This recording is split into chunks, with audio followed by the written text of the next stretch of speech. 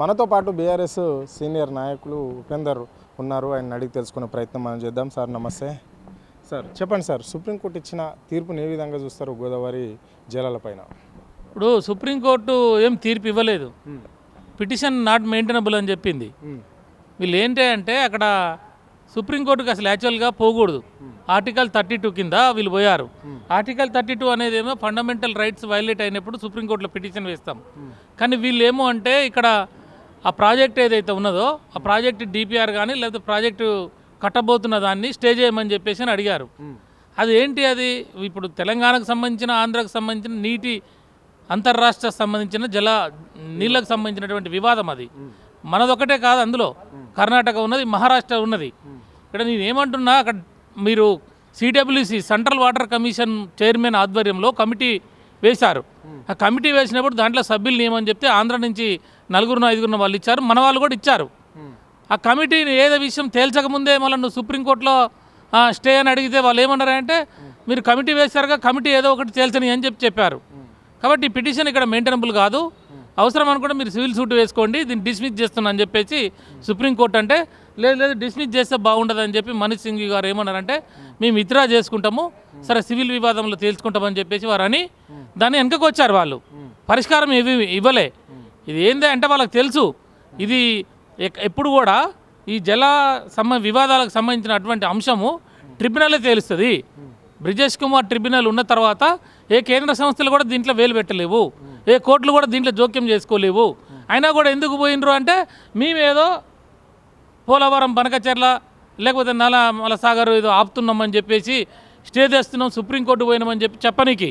ఇక్కడ ఏంటంటే ప్రతిపక్ష పార్టీగా మనం ప్రశ్నిస్తూ ఉన్నాం, మీరు ఏం చేస్తూ ఉన్నారు? చంద్రబాబు నాయుడు పక్కన 200 టీఎంసీల నీళ్లు తరలించడానికి ఆ రకంగా ముందుకు పోతూ ఉంటే అక్కడ డిపిఆర్ సబ్మిట్ చేసినాడు, కాలువలు దోవుతున్నాడు, అక్కడ కూడా మరి మొత్తం కూడా ప్రక్రియ మొత్తం వేగవంతం అవుతూ ఉంటే మీరు ఏం చేస్తున్నారని చెప్పి మనం ప్రశ్నిస్తే అప్పుడు ముఖం లేక మళ్ళీ కేంద్రానికి కురికిర్రు. కేంద్రం దగ్గర కమిటీలు అన్నారు, చర్చలు అన్నారు. అది అట్లా ఉండగానే మళ్ళీ సుప్రీంకోర్టు అన్నారు. ఎందుకంటే చెప్పనీకి ఇది సుప్రీంకోర్టులో అది కాదు, తేలదు అనే అంశం వాళ్ళకి తెలుసు. ఎట్లనైతే 42% రిజర్వేషన్ బీసీలకి సుప్రీంకోర్టు జడ్జిమెంట్ ఉన్న తర్వాత Krishnamurthy versus union of India లేకపోతే రాహుల్ వాగే కేసు కానీ సురేష్ మహాజన్ కేసు కానీ ఈ కేసులలో చాలా స్పష్టంగా చెప్పారు reservation should not be exceed 50% అని చెప్పేసి అని ఉన్న తర్వాత కూడా దఫాలుగా వీళ్ళు 42% ఇస్తామని చెప్పేసి అక్కడ కామారెడ్డి డిక్లరేషన్ ఇచ్చి బీసీ ప్రజల్ని మోసం చేసి మళ్ళీ కోర్టుల పేరుతోటి కాలయాపన చేసి హైకోర్టు ఆపింది, సుప్రీంకోర్టు ఆపింది అని చెప్పేసి మళ్ళీ కోర్టుల మీద నెట్టారు. అంటే వాళ్ళకి తెలుసు సుప్రీంకోర్టు జడ్జిమెంట్ ప్రకారం బీసీ రిజర్వేషన్లు రావని తెలుసు. ఇక్కడ సుప్రీంకోర్టులో పిటిషన్ వేస్తే గోదావరి నీళ్ళల్లో కృష్ణా నీళ్ళల్లో మన వాటా ఎంతో తేల్చరనే అంశం వాళ్ళకి తెలుసు. కానీ ప్రజల్ని మభ్యపెట్టడానికి, ప్రజల్ని నయవంచన చేయడానికి ఇవాళ నువ్వు గనక దాన్ని ఏ రకంగా ఆపకపోతే నల్లమల సాగర్ని ఇవాళ తెలంగాణ మళ్ళొకసారి ఎడారయ్యే అంశం ఉన్నది. ఇక్కడికి వస్తేనేమో నీకు పాలమూరు రంగారెడ్డి డిపిఆర్ వెనకకు వచ్చింది, ఎందుకు వచ్చిందో దానికి చెప్పలేదు, అక్కడ టెండర్లు క్యాన్సిల్ చేశావు, అక్కడ తీసుకుపోయి ఇవాళ నువ్వు ఏమంటున్నాడు మళ్ళీ జూరాలు అంటున్నాడు. జూరాలు అంటే తుంగభద్ర నీళ్ళన్నీ మళ్ళీ వెళ్ళిపోతాయి కదా, తుంగభద్ర నీళ్ళు మొత్తం కూడా అక్కడికి వెళ్ళిపోతాయి. ఎక్కడికి? మళ్ళీ రాయలసీమ ఎత్తిపోతల పథకం ప్రాజెక్టు ద్వారా వాళ్ళు ఆడి ద్వారా తీసుకుపోతారు వాళ్ళు. అంటే నేను ఏమంటున్నా, అక్కడనేమో కృష్ణా నీళ్ళు తుంగభద్ర నీళ్ళకి ఆంధ్రాకి పోవడానికి గ్యారంటీ చేస్తూ ఉన్నాడు, ఇక్కడనేమో ఈ రకమైనటువంటి ఏదైతే మనకి ప్రాణహిత నీళ్ళు ఉన్నాయో ఆ ప్రాణహిత నీళ్ళని కూడా సీదా నీకు అక్కడ తీసుకుపోవడానికి ప్రయత్నం చేస్తూ ఉన్నాడు గోదావరి ద్వారా. బీఆర్ఎస్ నాయకులే కావాలని నన్ను బదలాం చేస్తున్నారు, నేను తెలంగాణకి ఏది కూడా హాని జరిగే పని నేను చేయడం లేదు, అసెంబ్లీలో కూడా నా దేవుళ్ళ మీద ఒట్టు హానా అని చెప్పేసి కూడా ముఖ్యమంత్రి అన్నాడు. జలాల విషయంలో నాకేమి అవసరం ఉంది పక్క రాష్ట్రానికి ఇవ్వడానికి, నేనెందుకు తెలంగాణకు అన్యాయం చేస్తా, నాకు తెలంగాణ ప్రజలు నన్ను నమ్మి నన్ను ఒక ముఖ్యమంత్రి చేసినాక వాళ్ళకు ఎందుకు ద్రోహం చేయాలి నేను అని చెప్పేసి కూడా ఆయన అంటున్నాడు. మరి దీని ఎట్లా చూస్తారు మీరు? నేనేమంటున్నా, నువ్వు ఈ పాలమూరు రంగారెడ్డి ప్రాజెక్టు డిపిఆర్ వెనకకు వచ్చిన దాకా ఏం చేసినావు నీకు తెలియదా? నువ్వు పాలమూరు బిడ్డ అంటున్నావు కదా, పాలమూరు ఎడారి అయిపోయిన తర్వాత నువ్వేం చేస్తావు అంటున్నా.